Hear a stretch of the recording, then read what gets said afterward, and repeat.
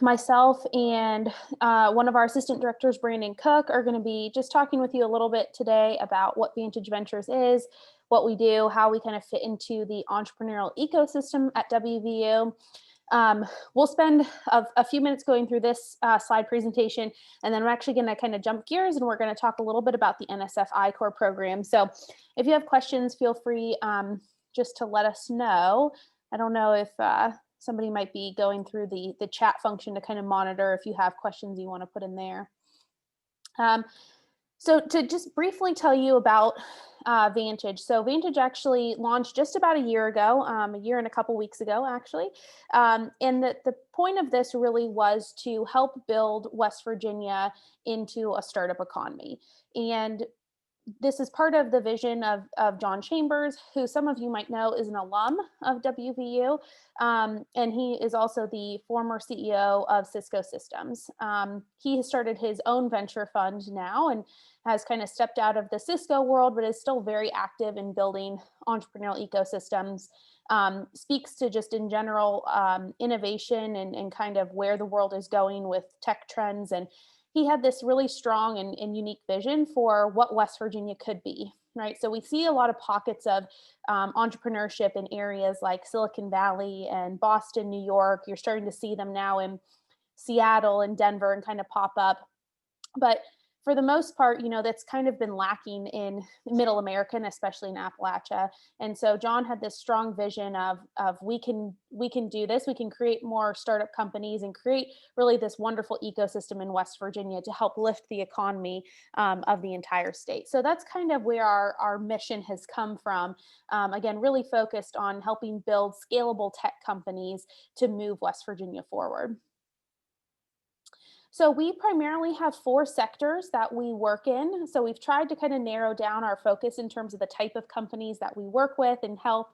So we cross industries from health to infrastructure, security, and data/IoT. And these categories, though, we speak very broadly. And so health, for instance, obviously we are very passionate and focused on things, like telemedicine and improving just the quality of healthcare and startup companies that can advance that mission, but also things like financial help. So Brandon Cook will tell us a little bit about the FinTech Sandbox and what that means for the state of West Virginia. But so we look at these sectors as broadly as possible. Infrastructure, I think, dovetails very nicely with the Virgin Hyperloop announcement. Again, Brandon will talk a little bit about that towards the end of the presentation if you aren't familiar with that.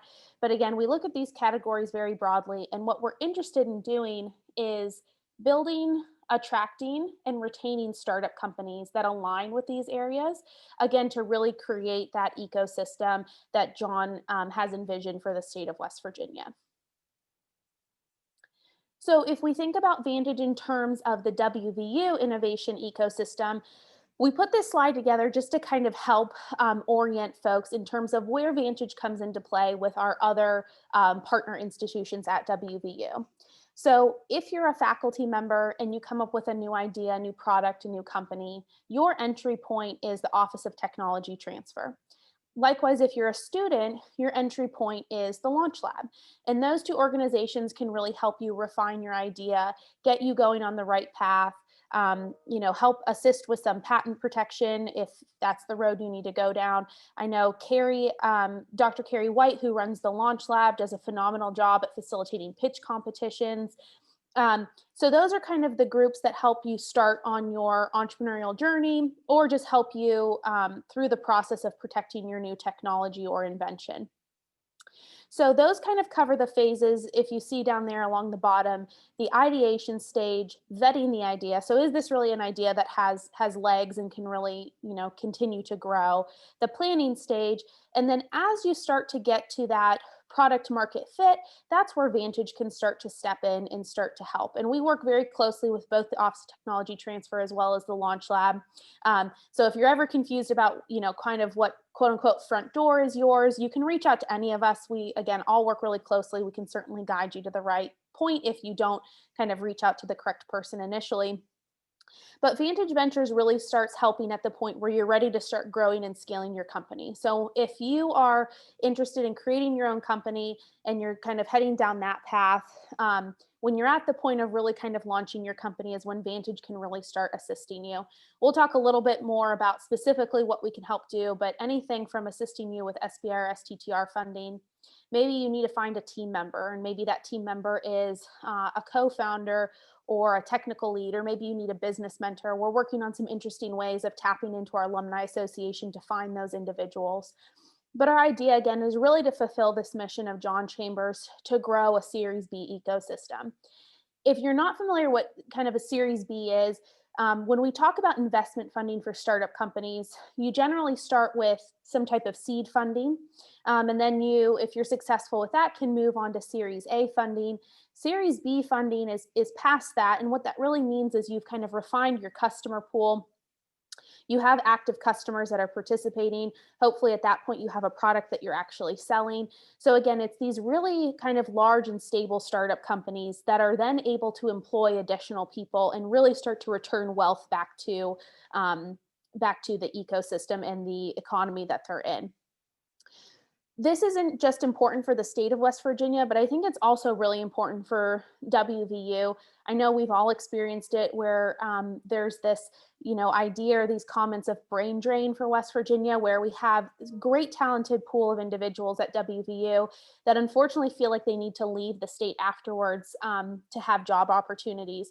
So we really see our Vantage's role in that and helping create these exciting startup companies that can lead to additional job opportunities and retain that great talent that we have here in West Virginia. So I'm going to let Brandon take over here for a little bit and talk to you a little bit more about kind of what Vantage is and how we operate. Yeah, unmute here. Always forget to do that. So we're going to go into our community, our community building aspect, the programming, and then the partnerships that we're actually looking forward to building here in the future for West Virginia. So we'll go ahead and go forward here. So for community, so Vantage from the get-go has kind of like been very key on building an entrepreneurship community here in Morgantown as well, and that kind of involves every aspect. You'll see here. We really take pride in our amazing office space that we have, and not only is the office space great for startups to work together, but we wanted to build that to be a place to where they want to be, but also that cross collaboration that happens when you have different people working on different companies, and us bringing in mentors and partnerships. And also, presentations that we can do in there. We really can reach out to a lot of people and hopefully affect that. So you'll see some of our startup companies that we have listed over here on the right. And actually a residence advantage. So Bravo Consulting is a cybersecurity consulting company. Core10 is a financial services development company. BPO, which some of you guys are probably familiar with, founded by some WVU football alumni, is really about fan engagement when it comes to the NFL environment. And Iconic Air, who we've been praising a lot, are two students that have went through that entire ecosystem slide that you just saw, from the launch lab to alpha fit to product market fit and going forward, or two students that have now actually, they just moved on to phase 2 of their SBIR funding, which is, it's pretty great for two guys that are, just now getting started in this. So we'll go ahead and go forward from here. And then how have we had to build this virtual community now when it comes to the time of COVID? We can't really have these gatherings and our coffee hours and everything in person anymore. So we really had to adapt with that when it comes to the COVID environment, just like everybody else. And how can we make that more effective? So obviously, we've used Zoom a lot, and we try to make it in pretty effective ways. So every Tuesday mornings at 10, we host a virtual coffee hour for our residents and some of our community members and mentors that can kind of hop on. We go through a very vast chat when it is. Most of the time we might start out introducing some new people in there, like what they do for work, but then we'll get into all kinds of vast topics. Obviously, Hyperloop's been a big topic we talked about. Today we were talking about a new sales strategy that's kind of emerging, because one of our community members actually is a sales enablement specialist for Dell computers, sell servers and everything. So we really get on a vast thing. It's a nice break for all of us to get on there with the residents to kind of keep up with what we're doing, what they're doing, and stay in the loop, but also learn new things. We've also taken the virtual communities to Slack as well. We're trying to really build out this entrepreneurship ecosystem on Slack, to where we have that off the cuff kind of conversations that would happen in an office space, but how can we continue those virtually? Slack is where all of our residents would sit on there. We're in the process of onboarding additional community members and mentors onto our Slack channel as well, to where we can kind of have those discussions that we can't have in the office right now, virtually.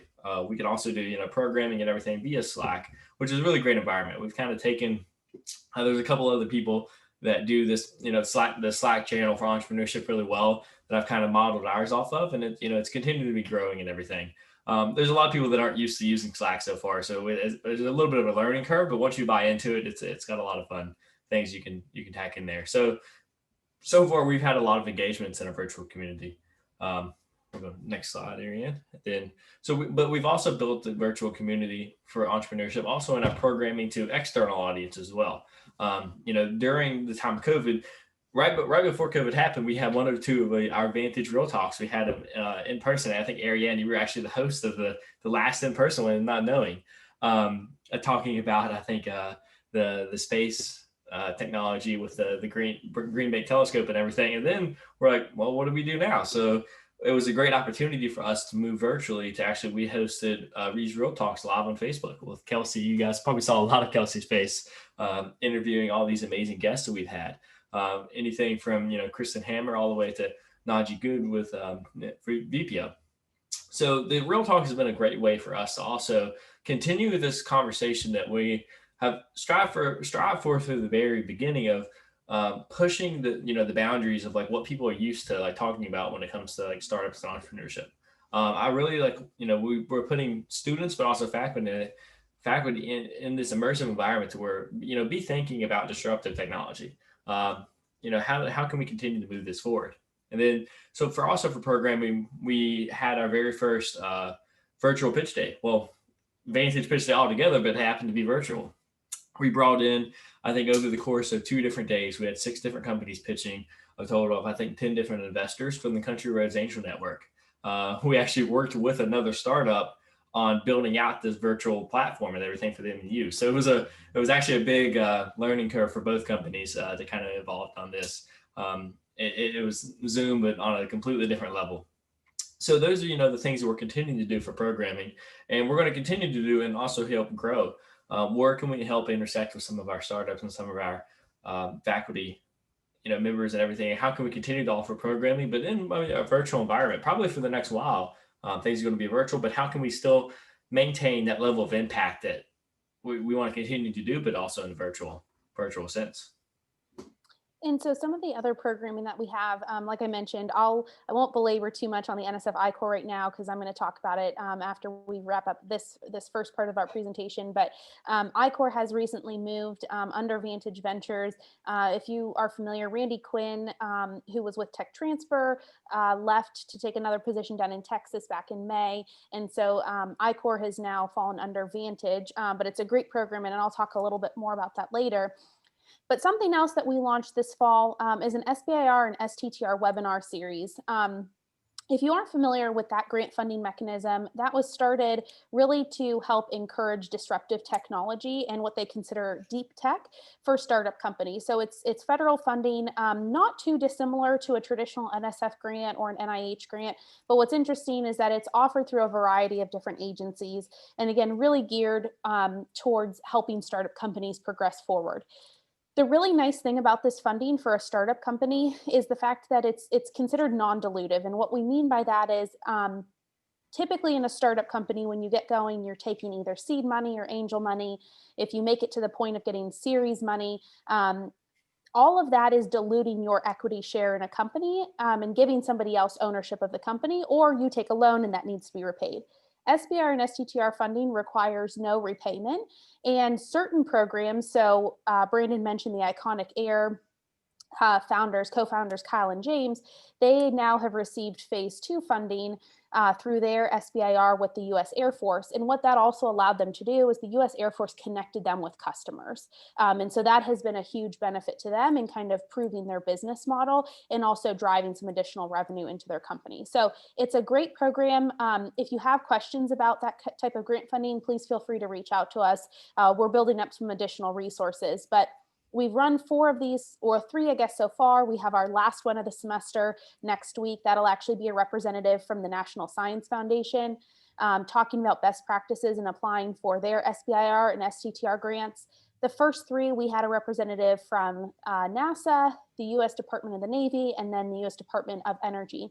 All of those presentations were recorded. Those are on the Tech Transfer website under programming, I believe. So if you're curious or interested in any of those, you can certainly watch those past presentations. We will be repeating that webinar series in the spring. We're hoping to get some folks from NIH, from the different agencies within the NIH, to present on again, best practices for applying to their SBIR and STTR program. So moving through here, again, just to kind of add a little bit more to what exactly Vantage does and how we can help our community. So again, we want to help focus on building scalable companies. So companies that we know can grow to the point of hopefully attracting and hiring additional employees. And so through that, again, we want to help identify funding opportunities. So whether that be through SBIRs, STTRs, or through external sources of capital, like our Vantage Pitch Days. I mentioned earlier that a strong component of what we want to do is help bring teams together. We know that one of the big gaps that we have all felt, that being Vantage, Tech Transfer, and Launch Lab, is a gap in kind of the business mentor part of our community. And so we're working with the alumni network to try and build up some of those resources and help plug people into the exciting opportunities we have here at WVU. We're also building up a small business partnership. So small businesses that already extate in West Virginia, the DC area, Maryland, Pennsylvania, Ohio. We're trying to build up a kind of a repository of those companies that are interested in partnering with researchers, clinicians, faculty, and staff members at WVU to help advance their ideas.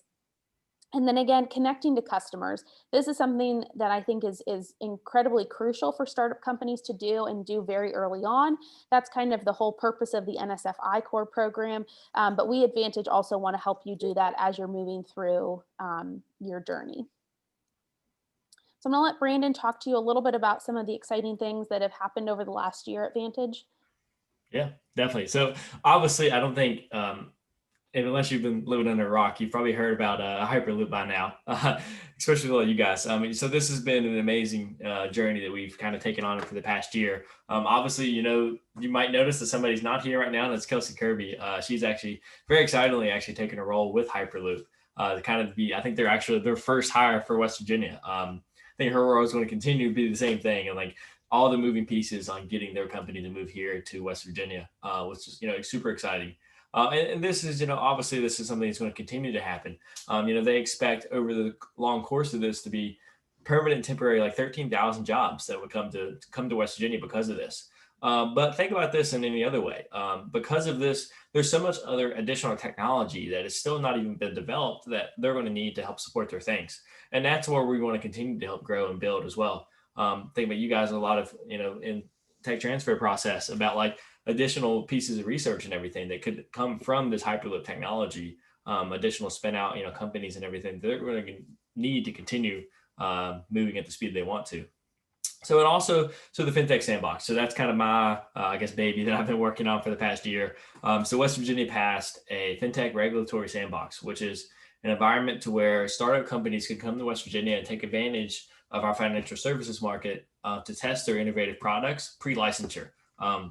So they get to apply to the sandbox over a period for 24 months. They get to test their product on customers, consumers, working with banking partners in a pre-licensure environment. But at the same time, they give up a little more oversight from the regulators. So they get to watch and see what they're doing a little closer. So, currently right now, I've got working on 3 companies that are actually in the process of applying to the sandbox. And, that's we're still in the process of putting together a huge national campaign that we want to do for media marketing and also partner banks.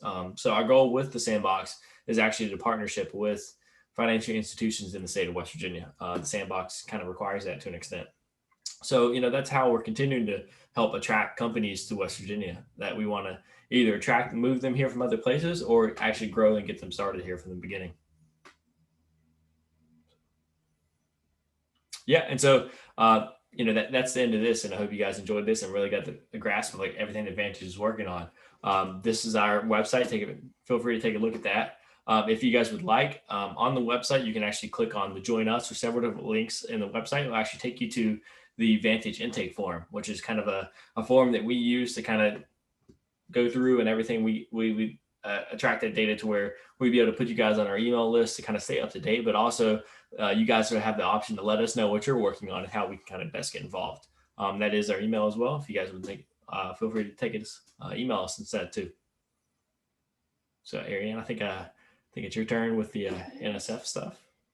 So I think maybe we'll just take a brief break here and see if there's any questions. I'm going to stop sharing my screen so I can get ready to pull up the other one.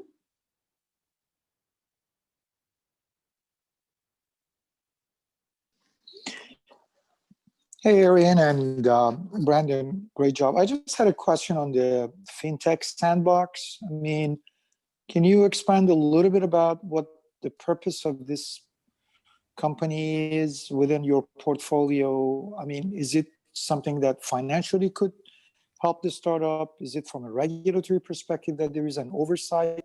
What would be the framework of that regulatory oversight? Can you expand on it a little bit? Yeah, so the whole point of the FinTech sandbox is from the very beginning, so the barriers to entry into the financial services market for a startup company is extremely high for most states. All the licensure, the bond works, and everything that they have to go to before they can even actually have customers is extremely high.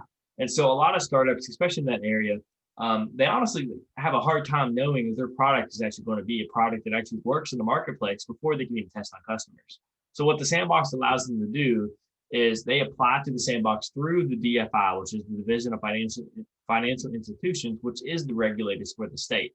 So that allows them to come into West Virginia and actually test on consumers in a pre-licensure environment. Now it's very much overseen.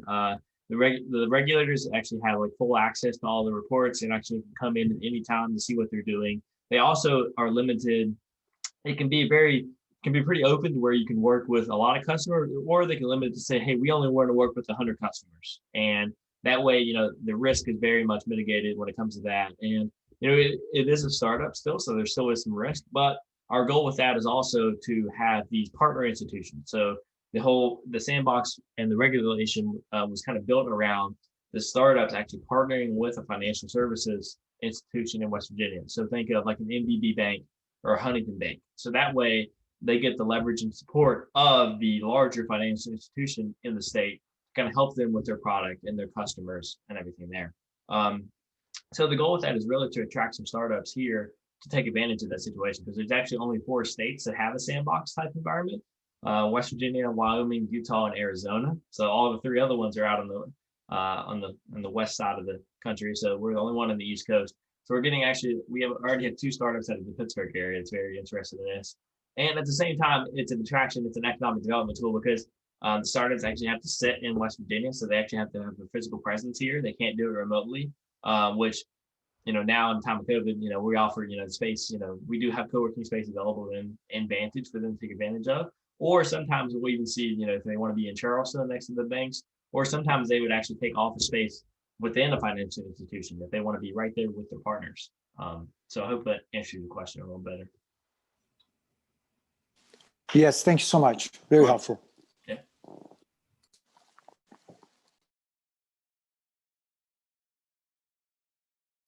Cool. I was gonna say, any other questions? Otherwise, if you have questions, we can also go through them at the end here. I'm gonna go ahead and pull up the second part of this.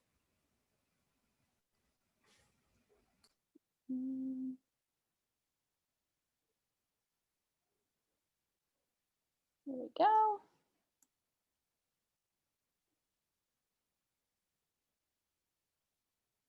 Okay. So I'm going to talk with everyone now about the NSF I-Core program.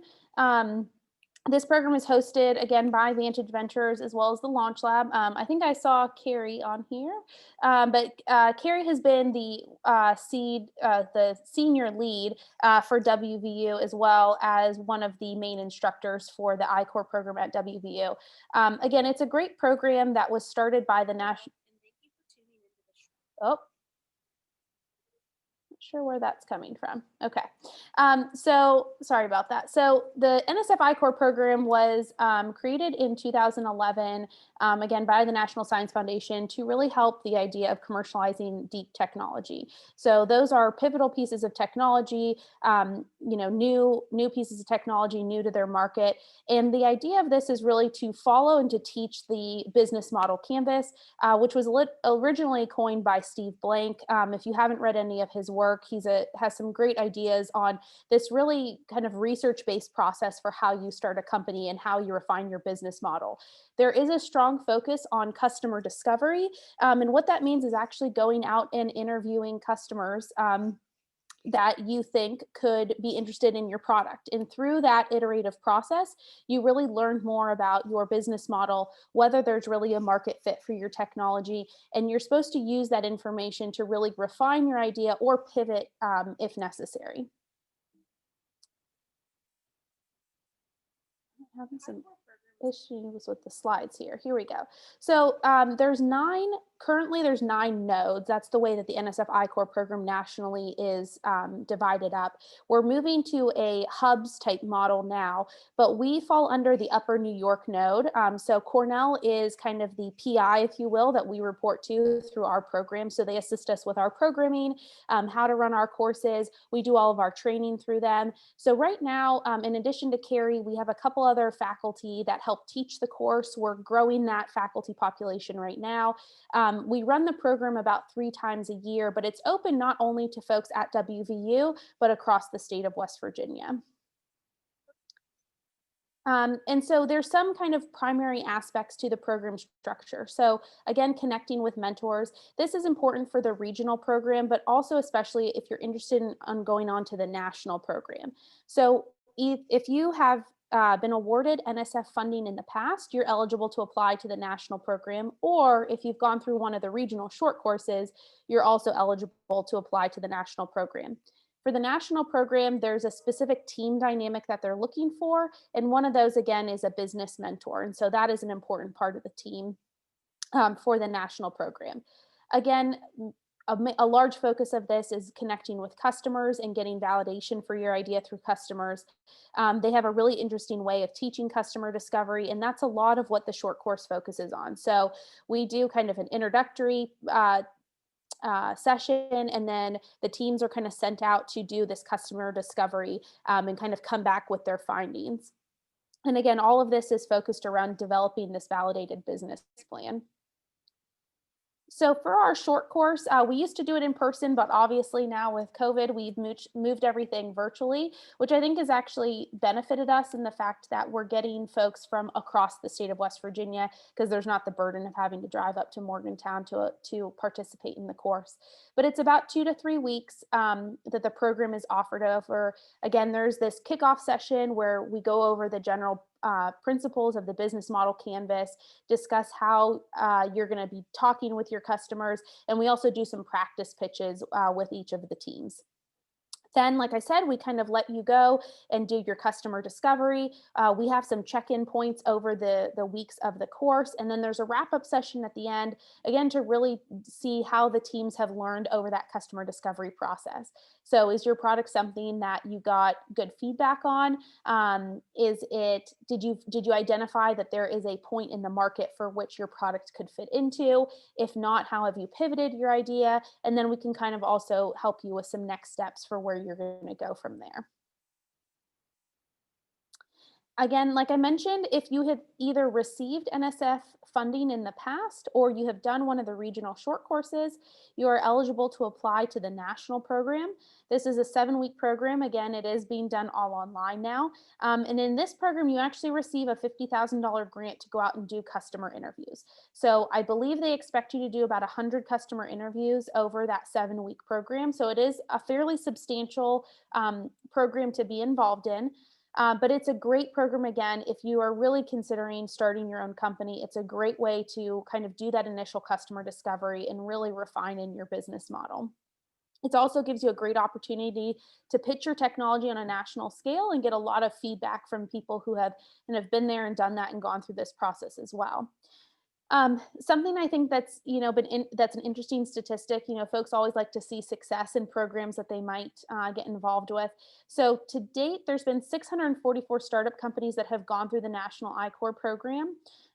Collectively, they've raised $301 million in follow-on funding, and 6 of those startups have been acquired. Okay, so just again, kind of some of the value that this program provides. You kind of learn some of the basics of entrepreneurship. If it's something that you're not familiar with, I would strongly recommend you participate in this program. It's a great kind of entry point into this pathway.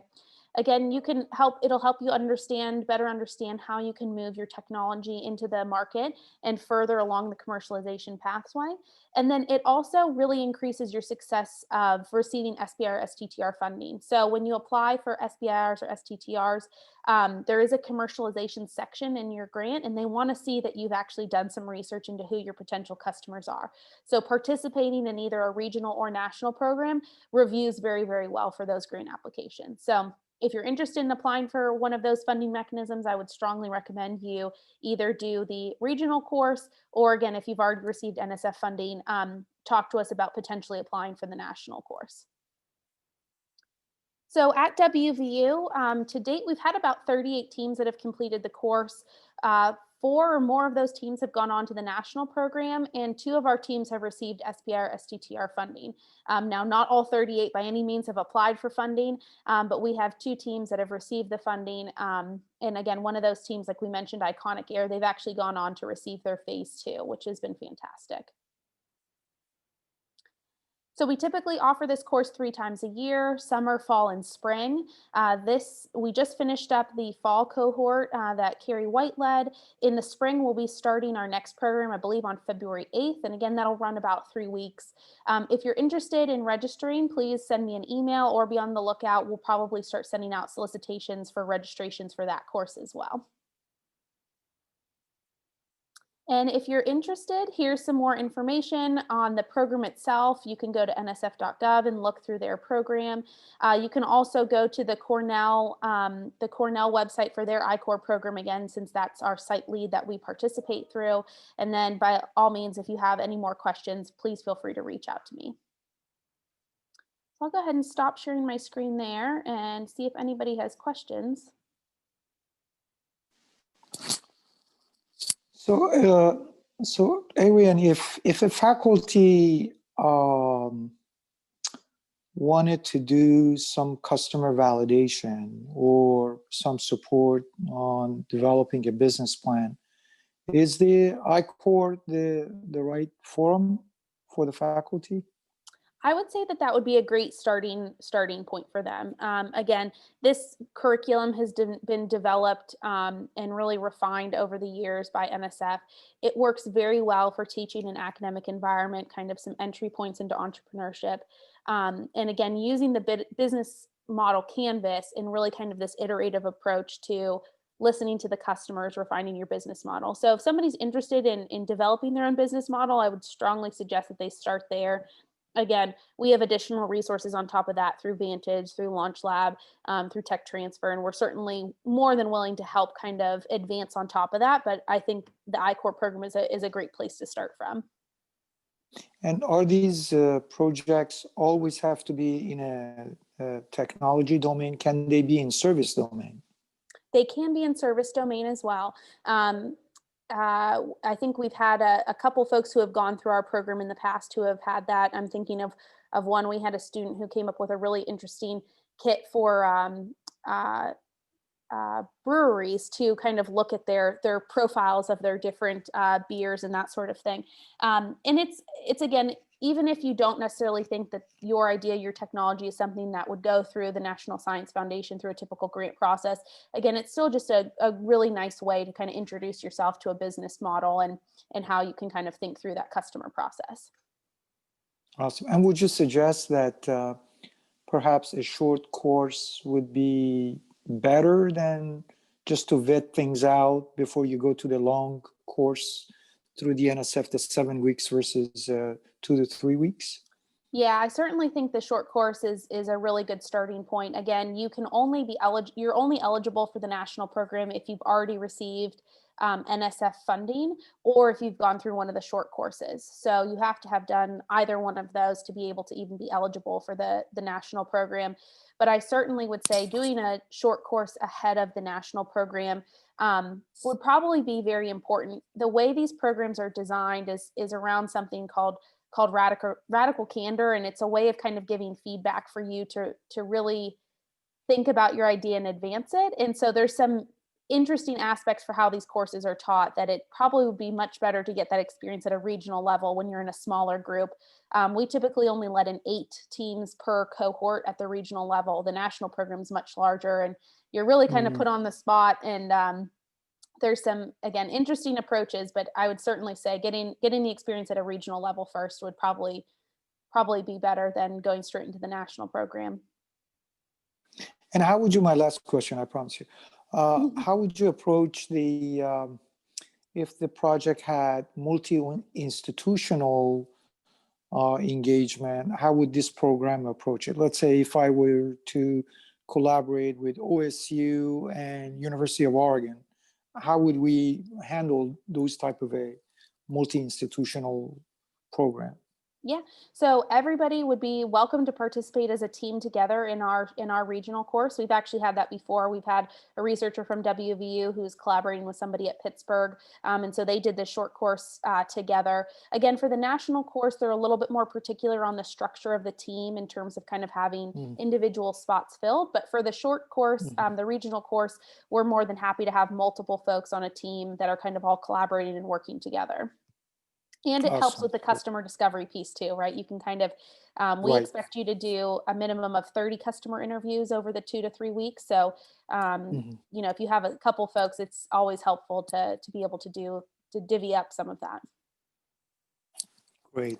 Thank you so much, Ariane. Great job. Thanks, Allie.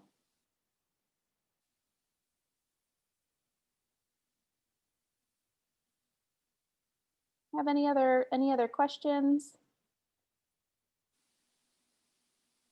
Carrie, if there's anything you want to add in on the I-Corps program as well. Carrie's been, like I mentioned, the senior lead for WVU for the I-Corps program since it came to WVU a few years ago, and has been incredibly instrumental in getting the program going and running it. Like I said, she just finished up our last cohort actually a couple weeks ago. No, thanks, Ariane. I think you did a great job covering it. And I do highly recommend the regional short course to anyone who's just curious.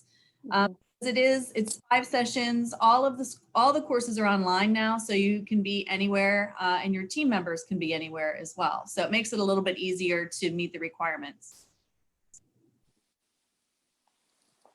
Awesome.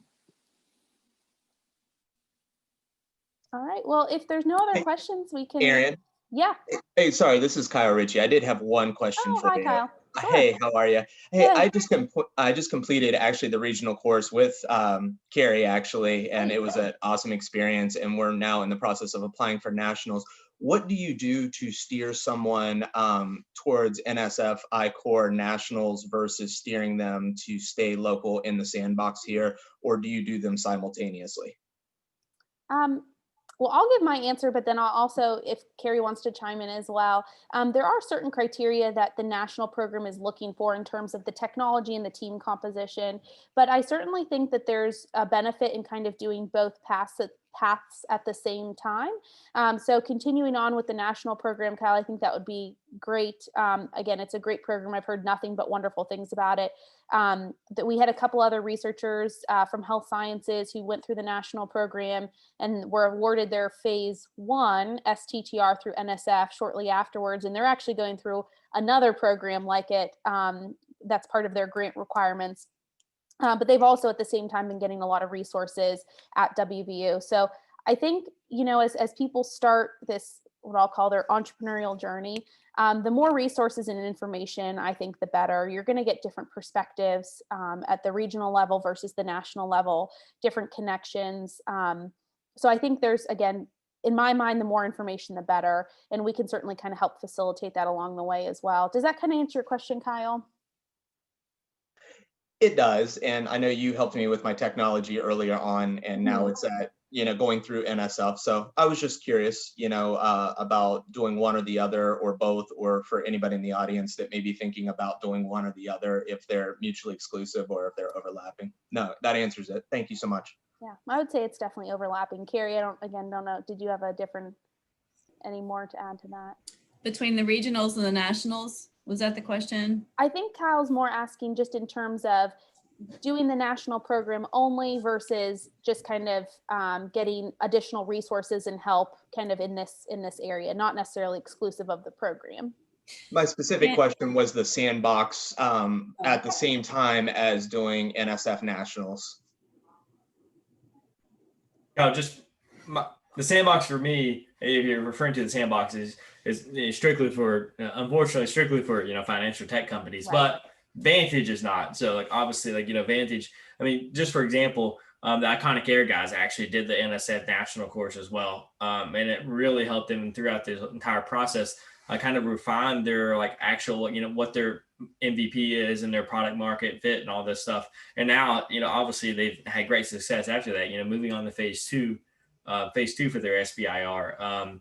So I think it's the more the merrier kind of thing for that. I mean, I don't think, especially the NSF courses, the national course is great for, the customer discovery process and actually getting your product out there and getting feedback and everything to a national level, not just here locally. So that vast amount of opinions and everything you're getting on your product and getting yourself out there, I think is great. And then you can come back here and grow it. Mm-hmm. And go ahead. I appreciate that. Thank you so much. And I saw too that there was another question that came through the chat, I think from Hamid. Do we offer grant writing assistance? So I'm going to say yes with an asterisk on that one. I do know and I'm aware that some universities have an actual grant office that'll kind of help draft grants from in kind of all of the different scopes of the grant. What we are working on doing is building up some resources to help with the commercialization section of SBIR and STTR grants. So for those who haven't applied to those grant mechanisms before, the majority of the grant is very similar to an NIH or NSF or a basic science grant, but there is an additional section on commercialization that focuses on your commercialization and kind of go-to-market strategy, as well as what the market opportunity is for your technology.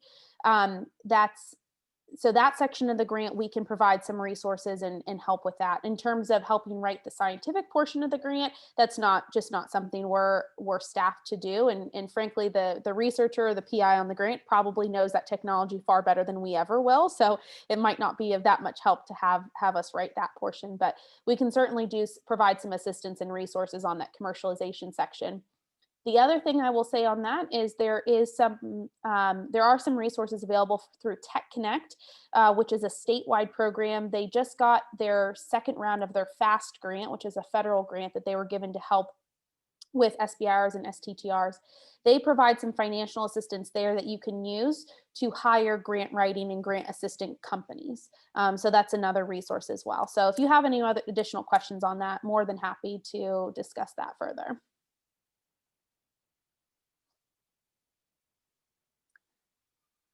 So Rhonda, I'll make sure that you have a copy of our slides today if you want to send those out. I believe Rhonda's been recording this as well, so I'm sure they'll probably post this. But again, if you have any questions, feel free to reach out to Brandon or myself or anybody else on the Vantage team.